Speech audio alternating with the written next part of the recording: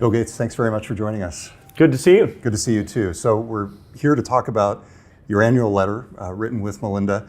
So in your annual letter, one of the points that you make, and I think this may be the point that's going to get the most attention when this letter comes out, is that there is a nationalist case for globalism. Very important topic right now, not only in the United States, but in Europe and other parts of the world. Let's hear your nationalist case for globalism. Yeah, so if you disengage from the world, the instability in terms of those economies, diseases that can spread globally very quickly, there's lots of reasons why that's going to hurt you.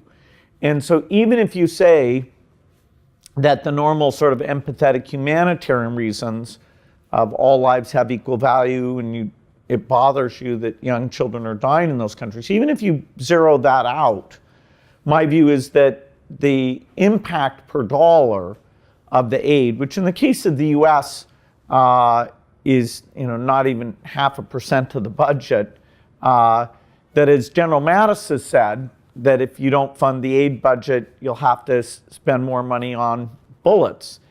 And that case that getting Vietnam to develop, and so we no longer think of it as a place we need to send soldiers to. Now it's actually done well enough, it's graduating as an aid recipient. That is, its domestic resources are funding things. India's graduating, Indonesia's graduating.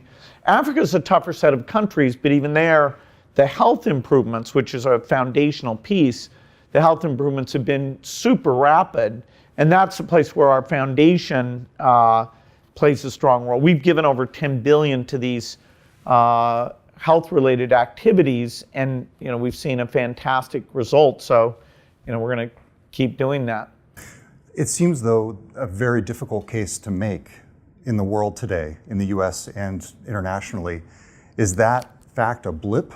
In other words, are we just happening to encounter temporary opposition to that view of a nationalist case for globalism, or is this the way it is going to be going forward? What's your position on that? Well, definitely,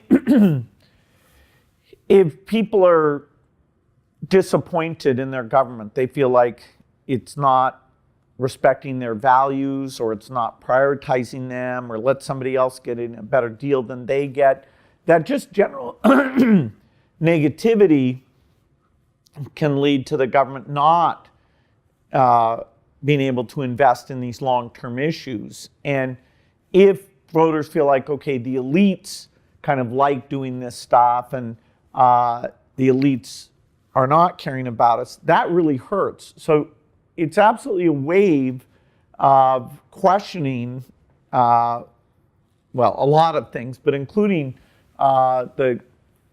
should we be in alliances with other countries like NATO?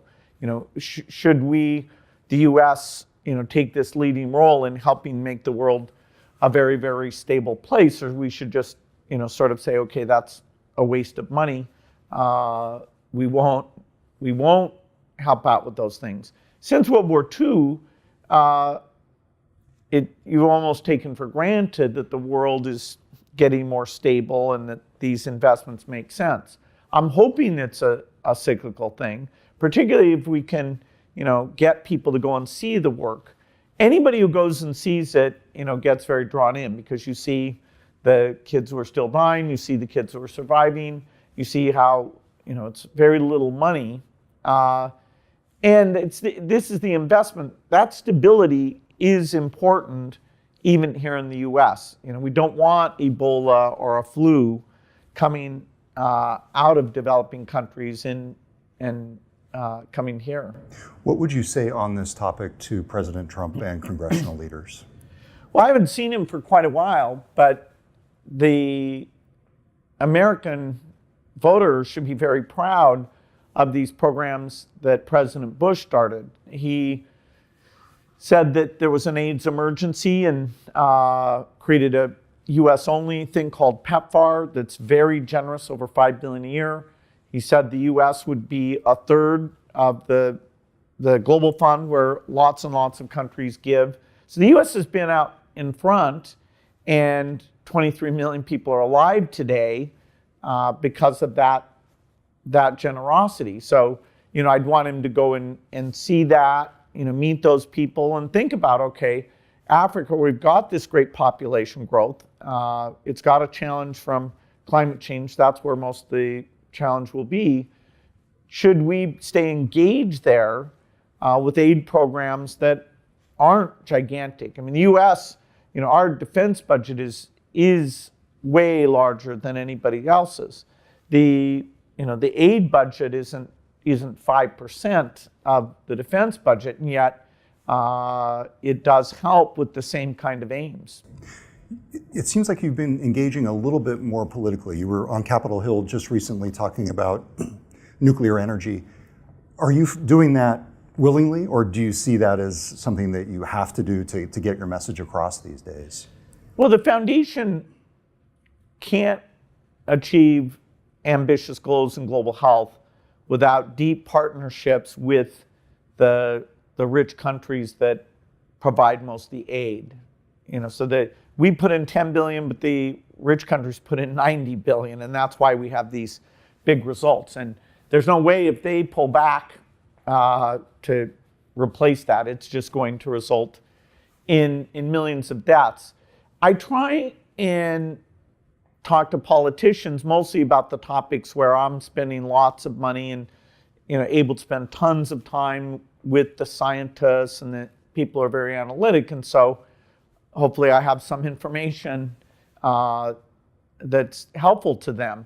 Climate change is one where the so-called adaptation, where you help farmers have better seeds so that when the drought comes, their family's not malnourished. That's done through the foundation. The thing where you try and have innovations and emit less greenhouse gases, that's about power plants and making steel and cement. So I do that outside the foundation, and it is one that I'm, sitting with the people who support nuclear energy and saying, hey, can this help with climate change? How does the U.S. see its role here? The nuclear industry in the U.S. may completely disappear because the current designs aren't economic compared to the price of natural gas. And yet, I believe there can be a new generation that would be competitive with any other energy source. So yes, I'm back in DC quite a bit, but I wouldn't say that's completely new. It's really the foundation's work needs those partnerships. You have raised some skepticism among people who are really advocating, instead of nuclear, green energy sources. So things like wind and solar. Do you see it as an either or? Do you see it as a competition between nuclear and those? How do you respond to the criticism of your support of nuclear energy? No, in most places, if you have the right amount of wind or sun, that's going to be a significant power source. It's still less than 2% of global power, but it is, along with natural gas, growing quite a bit. There's several issues. You need power 24 hours a day. And Tokyo has 7 days every year with no sun and no wind. It's a 23 gigawatt power consumption. And so we don't make enough batteries in the world to handle that situation, ignoring even the economics. And because we won't have a battery that's good enough for that 24-hour storage, we need other sources of power. Hospitals want power all night. When it's super cold, like in Chicago now, people want their heaters to work.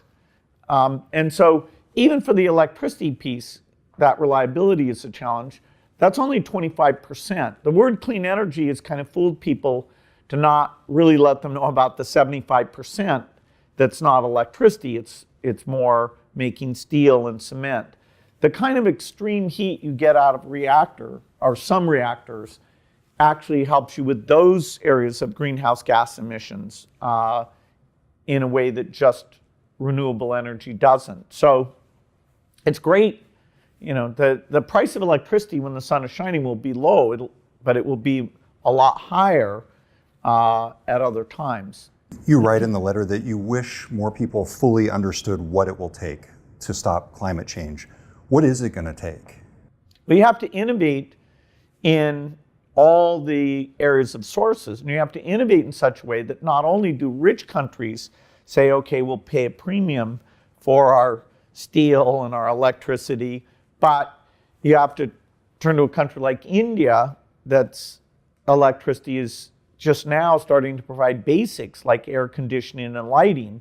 And if you ask them to pay a big premium, will they really choose to when they're not responsible for the greenhouse gas that's already been emitted? Per person, we've emitted 1,000 times as much as an Indian citizen. So, until they get to the level we have, should they slow down the helping with basic needs? And the only thing that gets around that trade-off is if you're so innovative that there's no premium cost to being zero emission across making meat, cement, steel, trucks, planes, a lot of sources. So I remember from talking with you on this topic last time on the issue of the political climate, and I remember listening back, and you were being careful not to explicitly criticize President Trump. Is that a purposeful approach on your part to be careful not to become a lightning rod or a target in that way? Well, I'm one voter. I have one vote. There are areas like development aid where the Trump administration in its first year suggested a 20% cut. And we were very vocal about, we disagreed that 5 million lives would be lost due to HIV because of that. The good news is that the Congress, including a lot of Republicans, didn't even put that to a vote. They said, no, our values are such, our belief in that America's not so poor that we can't help out with this $100 medicine that keeps people alive. That reflects our values, and we're not, we have this super strong economy, and so, deciding to make cuts to let people die isn't a priority for us. So the Congress has been great for the aid type issues that we work on. So when it comes to an area that, we are putting billions of our money into, and that we get to go out and see the things, we will speak out. Every other political issue, we have to be careful because we don't know a lot more, then we're diluting our voice on the issues where we feel strongly and we're deeply involved. On those issues, one of the things that you've been looking at more frequently at the Gates Foundation in the US is poverty, and also you're looking increasingly at behavioral development and emotional maturity among kids as they grow up. You had a fascinating experience that you write about in the letter with a group of high school students. Tell us about this. Well, it was a phenomenal thing where these young men, they were all black from single parent households. The counselor had grown up in that environment. And they have multiple times a week a circle where they go around and talk to each other.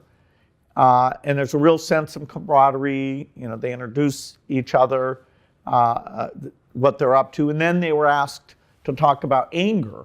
And so I got to participate, and hear how they thought about anger and, how they thought they had handled that situation. You're very introspective in the letter, and the group is called Becoming a Man. Or exactly, BAM. BAM. And I was struck that you said that the example you gave them of yourself getting angry was a meeting where you heard that the number of polio cases went up. Did you really just fly off the handle over that? Well, it's very disappointing because, we've gotten, Rotary and all these donors, and we're so close, And yet every year we have cases. It's another year, it's a total of about $1 billion that's going into this. And it's, kind of a disappointment where people question, okay, can global health really get tough things done? Our biggest promise in Pakistan, Afghanistan, but yes, when I open an email that says there were more polio cases, I have to, deal with the huge disappointment. Well, you also thought about yourself and your own career, and you wrote, growing up, if I thought my parents were being unfair, I could be pretty harsh with them. When I was at Microsoft, I was tough on people I worked with. Some of it helped us be successful, but I'm sure some of it was over the top. So it was inspiring to see these young men in such tough circumstances working on this skill much earlier than I did. What did you learn from the experience, and especially given the overall discussion in society in the US, especially right now, about masculinity in the workplace and how that manifests itself? How did it change your perspective? Well, I was super impressed with how engaged the boys were. And it definitely made me feel like this type of intervention is very, very important. I mean, when we just look at the statistics and we see particularly black males from single-parent households have very high dropout rates, worse than the girls, even worse than, say, Caucasian or Hispanic households at the same level of income. And so how do you get that sense of, okay, I belong in school, I have a sense of where I'm going? And these groups, by sitting and talking with these boys about the paths that are available to them, help them have a sense of support, somebody who's celebrating when they're doing well, somebody who can help out when they're not. It looks like something that should really be scaled up. And in the face of the fact that those statistics have not improved much, even as, okay, you teach math better, you improve the textbook, but you're not really getting to the core of the self-image of these students who are in a very tough environment. So the idea that, boy, we may need to add that, they definitely drew me in. So, as we said, as part of the focus on poverty in the U.S., you're kind of spreading your wings as the Gates Foundation a little bit. Traditionally, the focus has been on global health and U.S. education. Do you see this focus on poverty and also on emotional maturity among kids as sort of a third pillar, or does it simply fit into what you're already doing? Well, BAN is integrated into the Chicago school system. Right. And so it is a broadening in the sense of trying to understand what interventions beyond just the normal, hey, this English class is better, this math class is better. What is it about mentorship or these cycles, or even explicitly trying to train executive function skill? We did a whole half day at the foundation where the leaders in that field who've done various interventions, some of which look pretty promising. There's always lots of things that, if you really measure them, don't work, but some things even meet that very high test. And so it's a broadening of, okay, what is hard for that student? Even understanding is that stress of the environment even creates sort of a biological situation where concentration is much more difficult. Absolutely, that is a factor. Now, coming up with an intervention that improves the executive function skill or offsets the kind of stressed mode that you're in if you live in a tough neighborhood, that is much harder. But there's very little R&D money in this space. It's not like software or pharmaceuticals where 10-15% of the money gets spent on R&D. In education, society spends not even 0.1%. So it is a case where foundations might be able to come in, find the people with the best ideas, really prove which ones work. And so we're casting our net as wide as we can, or even our network of schools thing, which is our big new strategy that Bob Hughes runs for K through 12, instead of us saying what the tactics are, where we had some great tactics like peer review, we're more letting the recipient come to us and say, okay, these are the tactics. And a lot of them are taking these interventions that are kind of non-academic skills. So, hopefully in 5 years, this field will be a lot smarter, because the underinvestment, is sad, and yet, maybe there's some really good things that'll now be discovered finally. Let's dive into one other area of education here, because there was a whole section of the letter that made me think, man, if I had time warped to 2019 from 1995, having just read The Road Ahead, and then reading your description of how textbooks have evolved and are actually not have evolved, are starting to evolve. Yep. Starting to evolve. I would have gone, this didn't happen 2 decades ago. I would have expected it to happen much faster.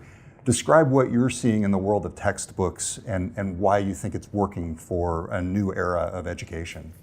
But when you take that math textbook home and you're trying to do those exercises, you can get kind of stuck, or you can think maybe you're getting it right and you're not. In this digital world, the idea that the software can generate the homework and generate it at the right level, and then if you need a hint, fine, you get the hint. Your teacher sees, oh, he needed a hint. He didn't just get it, so maybe he has to try this out a little bit more. But, the feedback used to be like 3 days later, and you'd be like, oh, I really screwed this up. God, what were we working on then? That was 3 days ago. And, now when you're just sitting there with your phone or tablet or PC, you'll get that feedback. We're much further along in terms of taking that experience for math and making it a richer experience. For things like writing papers, we're starting for this big history course that several thousand schools have. You actually write the paper and you can immediately get feedback, and that's an AI software thing that won't replace the teacher feedback, but for some low-level things like the grammar, punctuation, various things, and it's the structure of your essay, have all the right pieces in it. I think it will help students learn. Why hasn't it happened already? Why isn't this our reality now? Well, the textbook market is a tough market. And who should really try this stuff out, and where should the R&D money come from for these things? It's really not like a normal consumer market, and you've got to get the equipment in. So, having PCs or tablets all the time is much easier now than 10 years ago, where you had to walk into the lab and some of them would be broken. Now, ideally, some of this can be done just on the cell phone screen. Not all of it can, but actually quite a bit of it can. That is nearly pervasive at this point. So it is moving slower than it should. Educational innovation, we as a society way underinvest in. And we're trying to get some of these private sector companies to do well, but a lot of them, just as they try to build a sales force, the economics don't work very well. Yep. So you and Melinda dedicate the letter to Paul Allen, your Microsoft co-founder, who died of cancer in October. As you've reflected on his life over the past couple months and your shared experience with him, what have been your biggest memories and your insights from the time that you spent with Paul? Well, Paul was immensely curious, and he read science fiction way more than I did. He was 2 years ahead of me, and I had done super well on some math stuff, so he was always kind of egging me on, hey, can you figure this computer thing out? And it was an amazing friendship, because kids didn't hang out that much with kids who were 2 years younger. We were very much bonded when we did the school schedule together. Paul had gone off to Washington State, and my closest friend, who was also involved in the computer thing, Kent Evans, was tragically killed on Mount Rainier. And so I went to Paul and said, hey, come back and help me. And that sort of started a partnership that led to Microsoft.